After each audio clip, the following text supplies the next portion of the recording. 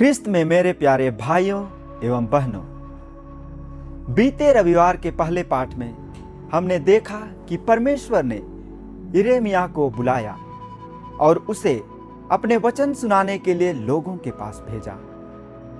आज के पहले पाठ में परमेश्वर द्वारा ईसायास नबी को बुलाने की बात कही गई है। परमेश्वर उसे भी अपने वचन सुनाने के लिए भेजता है। भेजने से पहले वह उसे एक अद्भुत दिव्य दर्शन दिखाता है।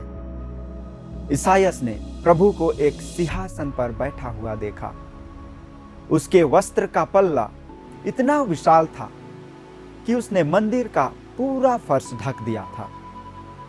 दूत उसके इर्द गिर्द मंडराते थे।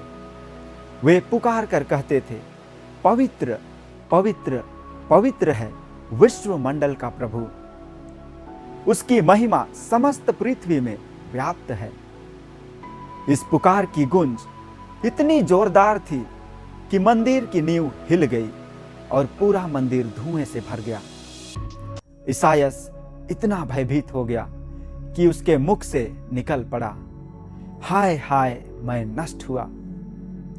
दूतगण जिन शब्दों से परमेश्वर की महिमा गाते हैं, उन्हें पवित्र यूखरिस्त के समय हम भी बोलते हैं या गाते हैं। पवित्र शब्द 3 बार कहा जाता है, लेकिन स्वर्ग में दूत संग निरंतर बेअंत पवित्र पवित्र पवित्र ही बोलते चले जाते हैं। वे बोलेंगे क्यों नहीं? परमेश्वर तो पवित्रतम है, सब जनों की पवित्रता का स्रोत। हम सब परमेश्वर के सामने महापापी हैं और रहेंगे जब तक कि परमेश्वर की पवित्रता हमें अपने पापों से मुक्त ना कर दे। यही अनुभव नबी ईसायास को परमेश्वर के सामने होने से हुआ। एक दूत ने एक अंगार लेकर ईसायास के होठों को छुआ। ईसायास ने राहत की सांस ली। उसने अपने में परिवर्तन का अनुभव किया। उसके दिल में परमेश्वर की इच्छा पूरी करने की तमन्ना जाग उठी। तब परमेश्वर ने कहा, मैं किसको भेजूं? मेरा संदेशवाहक कौन होगा? नबी ने तुरंत उत्तर दिया, मैं प्रस्तुत हूं, मुझे भेज। आज के दूसरे पाठ में संत पौलुस भी अपनी बुलाहट और प्रेरिताई की बात को लेकर कहते हैं, मैं अपने में बिल्कुल कमजोर हूं। मैं तो अत्याचारी था, मसीहियों को सताता था। मैं प्रेरित कहलाने के लायक बिल्कुल नहीं था। फिर मैं जो शिक्षा दे रहा हूं वह मेरा अपना नहीं है। मैंने परमेश्वर द्वारा जो सीखा उसी का मैं प्रचार कर रहा हूं। परमेश्वर की कृपा मुझे नहीं मिलती तो मैं कुछ भी नहीं रहता। जो कुछ मैं हूं परमेश्वर की कृपा से हूं। अब हम आज के सुसमाचार पर विचार करें। प्रभु यीशु की चर्चा सर्वत्र हो रही थी। लोग उन्हें एक महान नबी के रूप में देख रहे थे। उनकी बातें सुनने के लिए लोग हजारों की संख्या में उनके पास आते थे। जहां भी वे जाते थे, भीड़ उनके पीछे हो लेती थी। आज भी वही बात हो रही है। यीशु जेनेसरेत की झील के किनारे थे और ऐसी थी कि यीशु अपना उपदेश सुनाने के लिए उपयुक्त जगह नहीं मिल रही थी।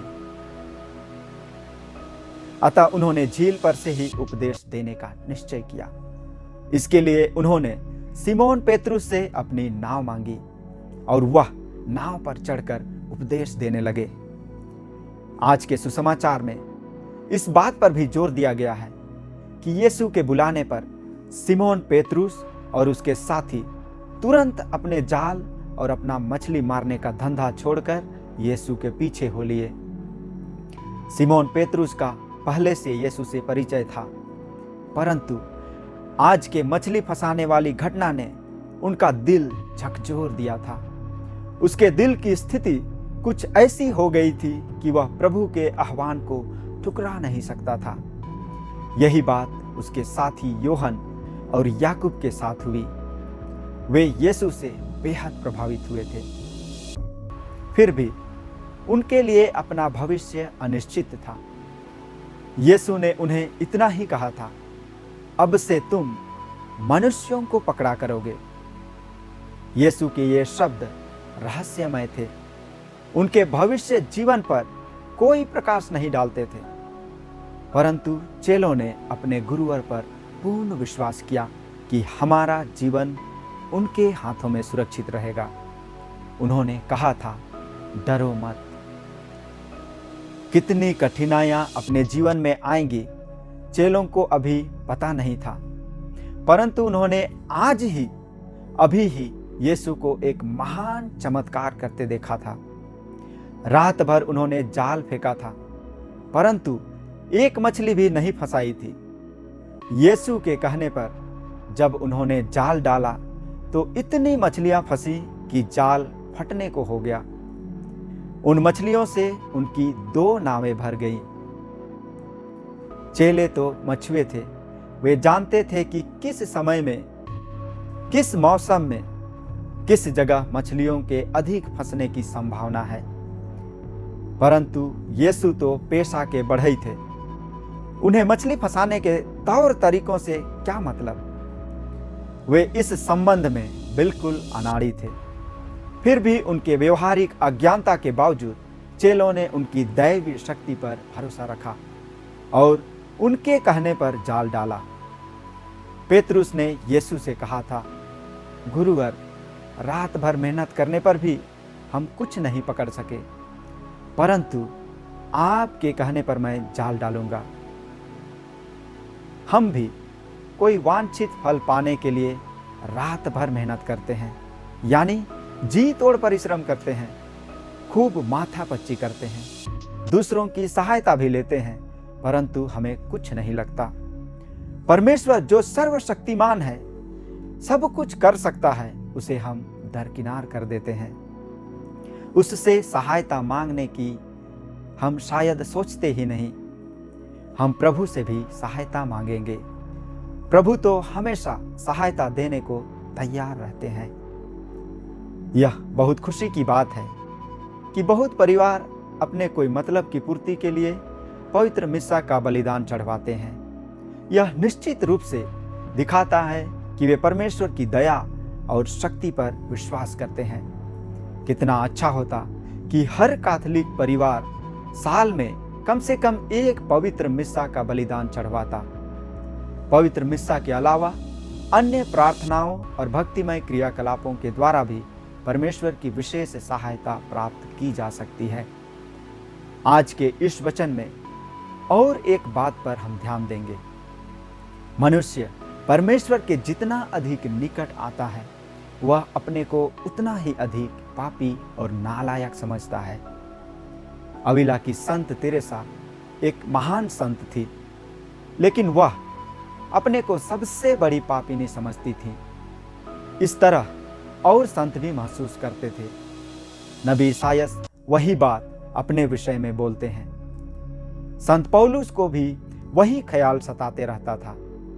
संत पेतरुस मछली के चमत्कार से विस्मित होकर कहते हैं, प्रभु, मैं तो पापी आदमी हूं, मेरे पास से चले जाइए। इस समय हम ऐसे जमाने में चले आए हैं जब लोगों में पाप का बोध कमजोर पड़ता जा रहा है। वे पाप को पाप नहीं समझते। कोई बुरा कर्म कर तो लिया, परंतु उसका अंतःकरण उसे नहीं कोसता। ऐसे लोग पाप की दशा में पड़े हुए हैं, फिर भी इत्मीनान जिंदगी जीते चले जा रहे हैं। क्या कोई बड़ी बुराई भी उन्हें अशांत कर पाएगी? यह पवित्र जगह है, यह पवित्र चीज है। कुछ लोगों पर यह बात कोई प्रभाव नहीं डालती। परम प्रसाद ग्रहण करते समय और बाद में अपने स्थान में लौटकर वे कुछ भी भक्ति नहीं दिखाते।